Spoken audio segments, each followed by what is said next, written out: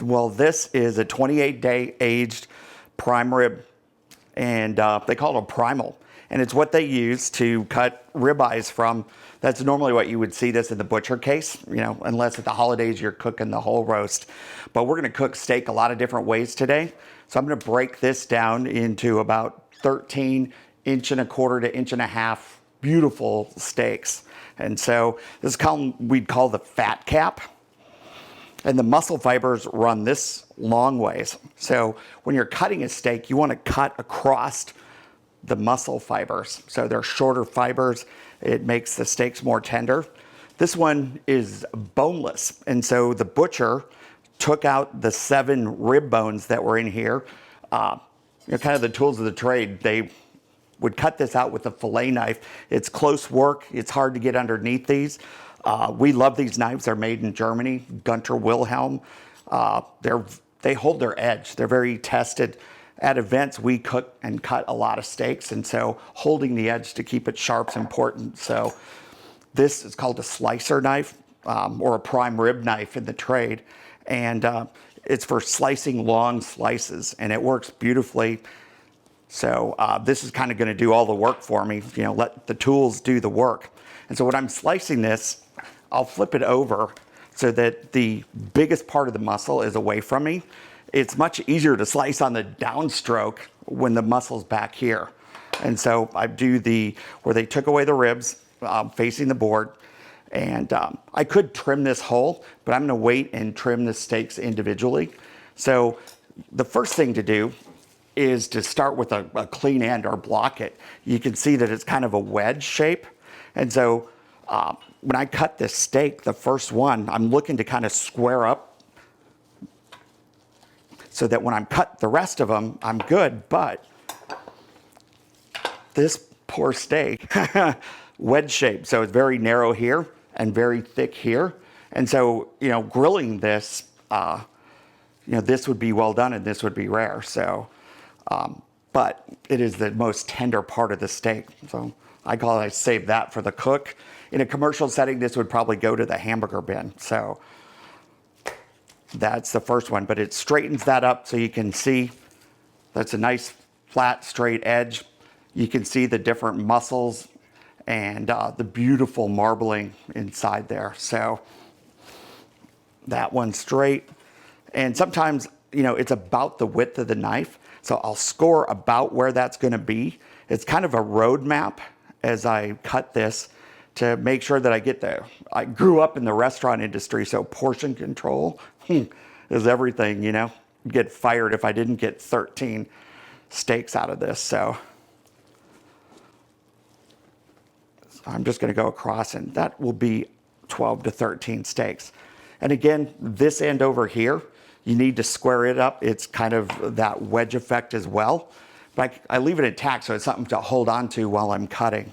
So I'm just scoring up, straightening up one end first. So there's the guide mark. So 1, 2, 3, 4, 5, 6, 7, 8, 9, 10, 11, 12, 13. Of course, this makes a perfect. And you want to keep the knife straight.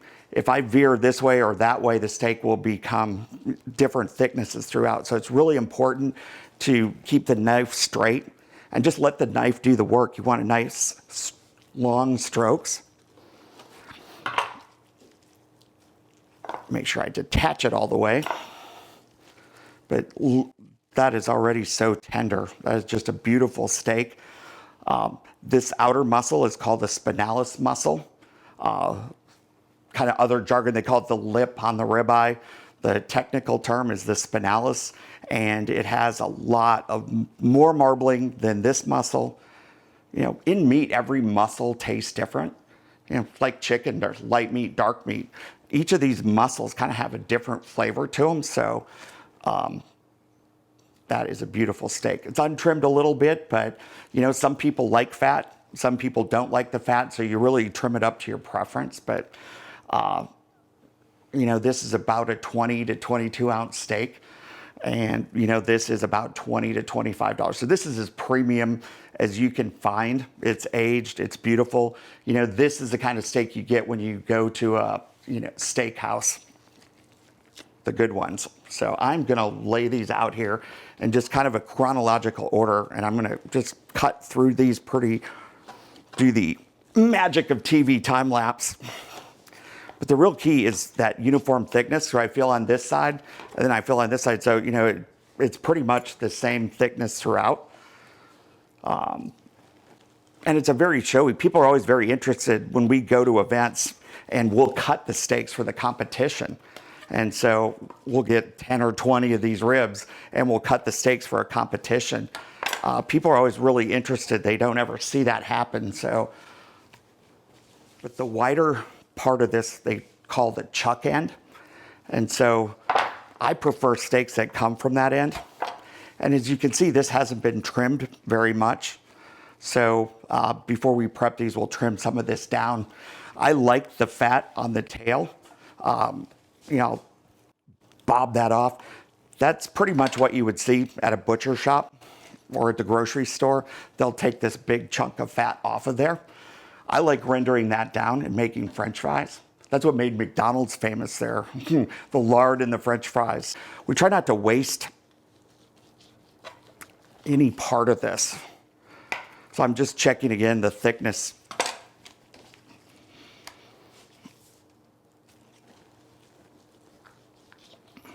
And keeping the meat a little bit cold when you're slicing it helps get a better surface and it's easier to cut through. If you're outside and it's 100 degrees, actually the marbling in the steaks actually starts to melt. And so when you're cutting up a steak, it's probably a good idea to do it indoors. It's a lot cooler, there's no flies. In a butcher shop, they work inside walk-in coolers. So you always see them with the white jackets on, they're actually parkas. So the colder you keep the meat, it stays fresher and it's easier to cut.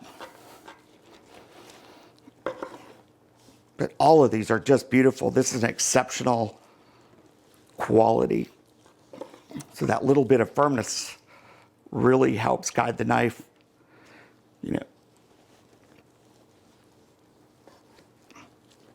The last one's always the hardest because you have to hold this wedge.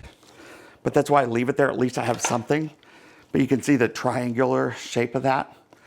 So in a butcher shop, that's kind of unfortunate. This, would go into the hamburger bin. It's kind of a wedge. So in competition, the cooks, they look for that on thickness, where it's uniform thickness throughout. So call that a doorstop or your lunch. So I'm going to line these out from just to show you how the muscle changes. If I can get them all on there. This is such a pretty presentation. At cook-off events, we put all the steaks out on the table like this, and then the teams get to choose which ones they think are a better steak for a competition. In this situation, I think all of these would be a winner.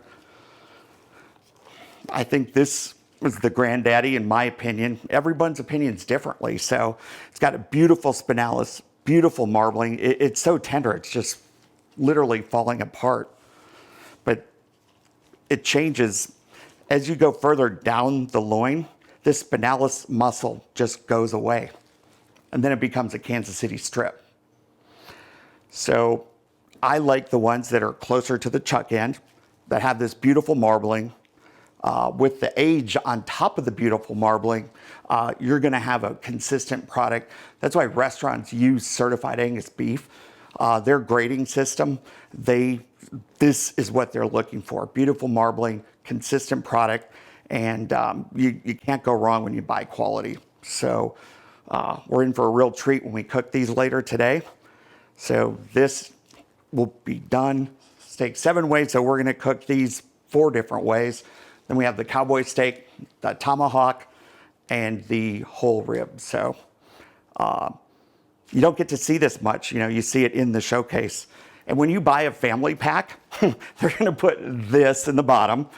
And then, they'll put a beautiful one on top. So it's okay to buy steaks individually. And so when I go, I tend to do that. Or, if you invite the mother-in-law, you can give her this one.